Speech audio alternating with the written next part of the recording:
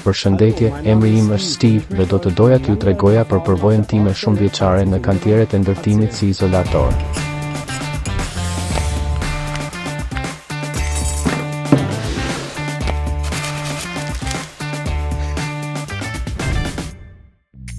Kur përpunoni material elastomerik, është e rëndësishme të keni mjetet e duhura.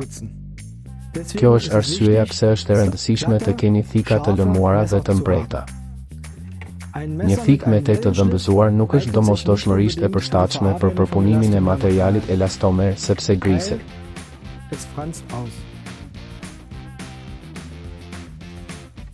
Me një tek të mprehtë dhe të lëmuar, mund ta kaloj pa shumë përpjekje.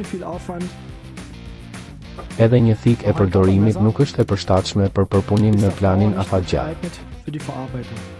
Pritet shpejt, por pastaj mbetet prapa.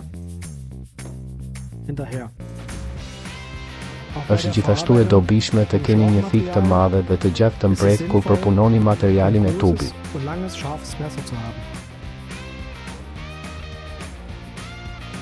Ja një krahasim tjetër duke përdorur një thik të thjeshtë. Siç mund ta shihni, më duhet shumë forcë dhe nuk kam një teh prerës të pastër. Sigurisht, thikat do të bëhen të zbehta pas një kohe të caktuar. Kjo për shkak të materialit, prandaj ka mënyra të ndryshme për të mprehur një thik. Unë kam këtu gurin e mprehjes konvencional, një mjet të tillë ose më saktë një gur mprehjeje. Kjo më riktheu mbretësinë e nevojshme, duke më lejuar të punoja me të përsëri pastër. Për më tepër, është e rëndësishme për përpunimin e materialit elastomer që të përdor një stilolaps argjendi, sepse kjo ka avantazhin që mund të shoh se çfarë po shënoj në material.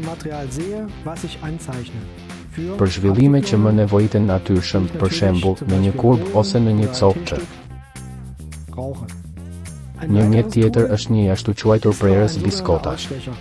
Mund ta bëj këtë nga mbetjet e tubave thjesht duke i prerë në madhësinë e duhur dhe pastaj duke e lëmuar pjesën e përparme.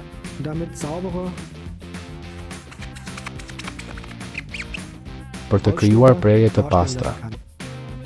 Në këtë mënyrë nuk më duhet të pres para dhe mbrapa me thik. Prandaj është jashtëzakonisht e rëndësishme të përdoret mjeti i duhur për përpunimin e pastër dhe të duhur të materialeve elastomerike. Përdorni gjithmonë një thik të mprehtë, një laps argjendi dhe sigurisht materiale shtesë si një prerës biskotash për të prerë forma të caktuara nga materiali.